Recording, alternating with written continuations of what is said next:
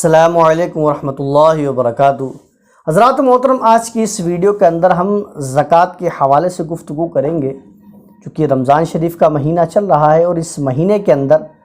اکثر و بیشتر لوگ اپنے مال کی زکوٰۃ نکالتے ہیں۔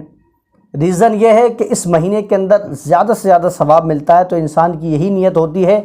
کہ اس مہینے کے اندر ہم مال بھی نکالیں اپنا اور اس کے اوپر ہمیں زیادہ ثواب ملے، اور یہ سوچ اچھی بھی ہے۔ تو حضرات محترم، اسی کے اندر ایک مسئلہ یہ ہے کہ اگر آپ نے کسی کو قرضہ دے رکھا ہے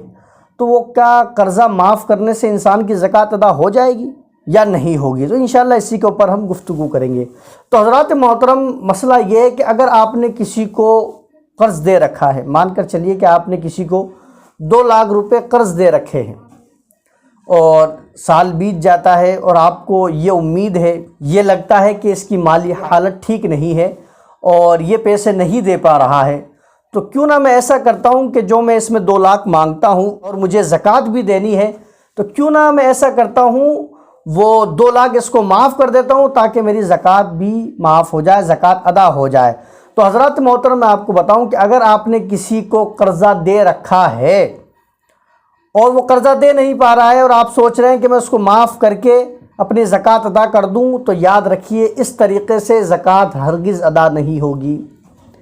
بالکل بھی ایسے ادا نہیں ہو سکتی ہے کہ آپ نے کسی کو قرضہ دے رکھا ہے، وہ قرضہ معاف کر کے آپ یہ سوچیں کہ میری زکوٰۃ ادا ہو جائے، تو ایسی زکوٰۃ نہیں ہو سکتی۔ مان کر چلیے کہ کسی کو آپ نے 2 لاکھ دے رکھا ہے اور آپ کے اوپر 4-5 لاکھ روپے زکوٰۃ ہے کہ آپ کو دینی ہے، آپ نے حساب لگایا کہ صاحب 2 لاکھ میں اس میں مانگتا ہوں، وہ 2 لاکھ میں معاف کر دیتا ہوں، باقی 3 لاکھ یا 2 لاکھ میرے کو اور بچ رہے ہیں وہ میں ادا کر دیتا ہوں۔ تو یاد رکھیے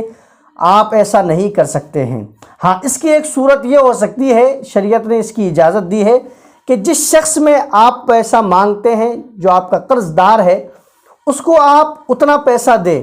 مان کے چلیے 2 لاکھ آپ مانگتے ہیں، اس میں آپ اس کو 2 لاکھ روپے بطور زکوٰۃ نیت کر کے کہ میں زکوٰۃ کا پیسہ دے رہا ہوں، اس کو دے دے۔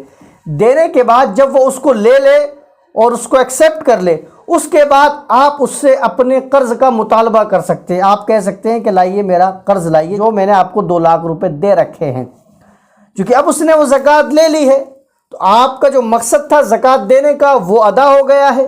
اس نے قبول کر لی ہے، آپ کی زکوٰۃ ادا ہو گئی ہے۔ اب رہی بات قرضے کی، تو آپ اپنا قرضہ اس سے لے سکتے ہیں، آپ مانگ سکتے ہیں کہ صاحب میرا قرضہ مجھے آپ دے دیجئے، تو اس طریقے سے آپ کی زکوٰۃ بھی ادا ہو جائے گی اور وہ قرضہ بھی اس کا ادا ہو جائے گا، اس کے اندر آسانی بھی ہو جائے گی۔ تو حضرات محترم، یہ مسئلہ ہے، اس طریقے سے تو آپ زکوٰۃ ادا کر سکتے ہیں، لیکن آپ اگر سوچیں کہ میں اس کو پیسہ نہ دوں ابھی اور جو پہلے سے لے رکھا ہے بطور قرض اس کو معاف کر کے میں اپنی زکوٰۃ کو مکمل کر لوں، اپنی زکوٰۃ کو ادا کر لوں، تو ایسا ہرگز نہیں ہو سکتا ہے۔ تو حضرات محترم، شریعت نے یہ طریقہ دیا ہے، تو اس طریقے سے آپ اپنی زکوٰۃ ادا کر سکتے ہیں اور اس کا قرضہ بھی معاف کر سکتے ہیں۔ امید کرتا ہوں کہ مسئلہ آپ کو سمجھ میں آ گیا ہوگا۔ واللہ تعالی اعلم۔ السلام علیکم ورحمۃ اللہ وبرکاتہ۔